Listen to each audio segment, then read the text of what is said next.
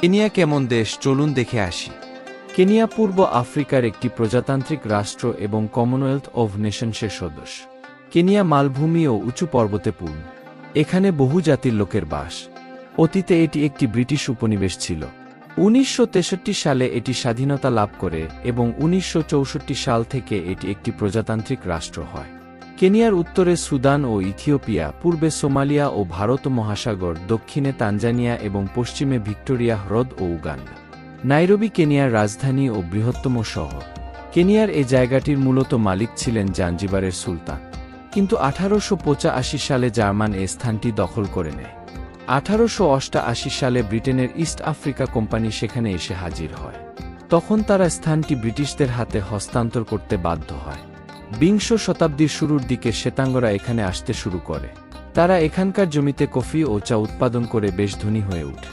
১৯৩০ সালের দিকে সেখানে আসে ৩০,০০০ শ্বেতাঙ্গ। দেশটির বাজার অর্থনীতিতে অবদান রাখার সুবাদে তারা দেশটির রাজনীতিতেও বেশ শক্তিশালী অবস্থান লাভ করে। এ অঞ্চলটি তখন ছিল মূলত কিকুজু আদিবাসীদের অধীনে, তবে জমির প্রতি তাদের কোনো দাবি ছিল না। তারা ভূমিহীন কৃষকের মতোই জীবন নির্বাহ করত। তাদের এ সামান্য স্বার্থ বিঘ্নিত করার জন্য শ্বেতাঙ্গরা কফি চাষ নিষিদ্ধ করে এবং নির্যাতনমূলক বেশ কিছু কর আরোপ করে। ১৯৫০ সালে দেশটির শ্বেতাঙ্গদের সংখ্যা গিয়ে পৌঁছায় ৮০,০০০-এ। কেনিয়ায় ১৯৫৭ সালে প্রথম সরাসরি নির্বাচন অনুষ্ঠিত হয়। ব্রিটিশরা চেয়েছিল মধ্যপন্থী আফ্রিকানদের হাতে মতা হস্তান্তর করতে, কিন্তু জুমু কেনিজাত্তার দল কেনিয়া আফ্রিকান ন্যাশনাল ইউনিয়ন বা কানু ১৯৬৩ সালের ১২ ডিসেম্বর দেশটি স্বাধীন হওয়ার কিছুদিন আগে সরকার গঠন করে। স্বাধীনতার দিনটিতেই তারা দেশটির প্রথম সংবিধান রচনা করে। কেনিয়া স্বাধীন হওয়ার ১ বছর পর দ্য রিপাবলিক অব কেনিয়া ঘোষিত হয়। জুমু কেনিয়াত্তা হন দেশটির প্রথম প্রেসিডেন্ট। ১৯৭৮ সালে তার মৃত্যুর পর ড্যানিয়েল আরাপ মি প্রেসিডেন্ট হন। তখন দেশটিতে একদলীয় শাসন চলতে থাকায় নির্বাচনে তার বিরোধিতা করার কেউ ছিল না। ১৯৯২ সালের নির্বাচনের সময় অবশ্য কেনিয়া একদলীয় শাসন থেকে বের হয়ে আসে, কিন্তু সেবার ও তার পরের বার অর্থাৎ ১৯৯২ ও ১৯৯৭ সালের নির্বাচনে ড্যানিয়েল আবারও নির্বাচিত হন। তবে ২০০২ সালে সাংবিধানিকভাবেই তার প্রেসিডেন্ট হওয়ার পথ রুদ্ধ হয়ে যায়। এরপর ক্ষমতায় আসেন ন্যাশনাল রেইনবো কোয়ালিশন বা নার্কের মাওয়াই কিবাকি। দ্য রিপাবলিক অব কেনিয়া পূর্ব আফ্রিকার একটি দেশ। কেনিয়ার উল্লেখযোগ্য দিকের বিশাল বনভূমি। এই বনভূমিতে রয়েছে হাজার হাজার প্রজাতির পশু পাখি। কেনিয়ার রাজধানী হচ্ছে নাইরোবি। ৫,৮০,০০০ বর্গ কিলোমিটারের দেশটির জনসংখ্যা খুব বেশি নয়, মাত্র ৪১ মিলিয়ন। তবে জনসংখ্যা কম হলেও কেনিয়াতে রয়েছে অন্তত ৪০টি পৃথক পৃথক আদিবাসী গোষ্ঠী। আফ্রিকার দ্বিতীয় সর্বোচ্চ পর্বত শিখর মাউন্ট কেনিয়া থেকেই কেনিয়া নামটি নেওয়া হয়েছে। কেনিয়া শব্দটি মূলত এসেছে কিরিনিয়া এবং কিনিয়ে শব্দ থেকে। ইংরেজিতে এগুলোর অর্থ হচ্ছে গডস রেস্টিং প্লেস বা প্রভুর বিশ্রাম নেয়ার জায়গা। কেনিয়ার আদিবাসীরা বিশ্বাস করত এই পর্বত খুবই নিরাপদ এবং পবিত্র স্থান।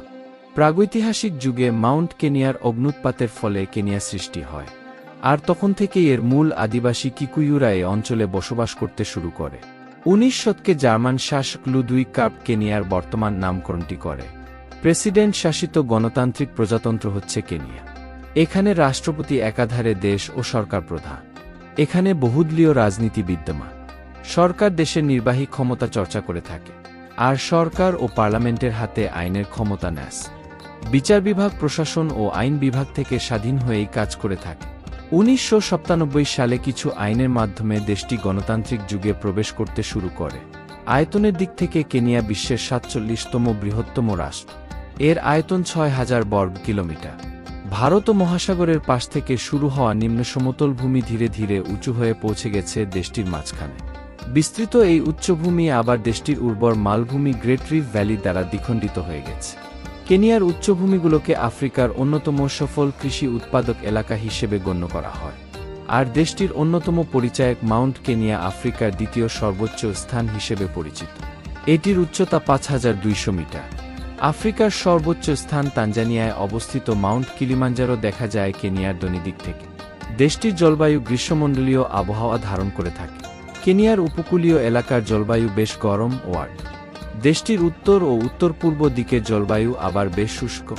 এখানে মার্চ থেকে মে মাস পর্যন্ত প্রচুর বৃষ্টিপাত হয়, আর অক্টোবর ও নভেম্বরে হয় মাঝামাঝি আকারের বৃষ্টি। এ সময় দেশটির তাপমাত্রা পুরোটাই থাকে বেশ উচ্চ পর্যায়ে। কেনিয়াতে প্রায় সারা বছরই সূর্যালোক পাওয়া যায়। দেশটির রাত ও সকাল বেশ ঠান্ডা, আর বাকিটা সময় বেশ গরম। এপ্রিল জুন দেশটিতে বিরাজ করে বর্ষা মৌসুম। এ সময় বেশ বৃষ্টিপাত হয়, আর বেশিরভাগ সময় বৃষ্টিপাত হয় দুপুর ও সন্ধ্যায়।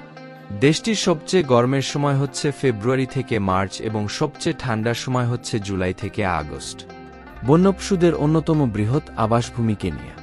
এটি নীল ওয়াইল্ডবিস্টের জন্য বিখ্যাত, কিন্তু ইদানিং বছরে প্রায় 2.5 লাখ ওয়াইল্ডবিস্ট ধ্বংস হচ্ছে। আফ্রিকার বড় 5টি পশুর বড় আবাসস্থলও এই কেনিয়া। সিংহ, চিতা, মহিষ, গন্ডার ও হাতি তো রয়েছেই, এর পাশাপাশি অন্যান্য বন্য পশু ও পাখি দেশটিতে প্রচুর পরিমাণে দেখতে পাওয়া যায়। জুন থেকে সেপ্টেম্বরের মধ্যে লাখ লাখ পশু নিজ নিজ স্থান বদল করে। এটি চলচ্চিত্র নির্মাতাদের জন্য একটি আকর্ষণীয় বিষয়। কেনিয়াতে প্রদেশ রয়েছে 8টি। প্রত্যেক প্রদেশে রয়েছে প্রেসিডেন্ট মনোনীত একজন প্রাদেশিক কমিশনার। 1999 সালের হিসাবে সেখানে জেলা রয়েছে 69টি। দেশটির রাজধানী নাইরোবি একটি পূর্ণ প্রদেশের মর্যাদা ভোগ করে। সরকার প্রদেশ ও জেলা প্রশাসনগুলোর তত্ত্বাবধান করে থাকে। দেশটির বড় বড় শহর হচ্ছে নাইরোবি, মোম্বাসা, কিসুমু, নাকুরু এবং এলডোরেট।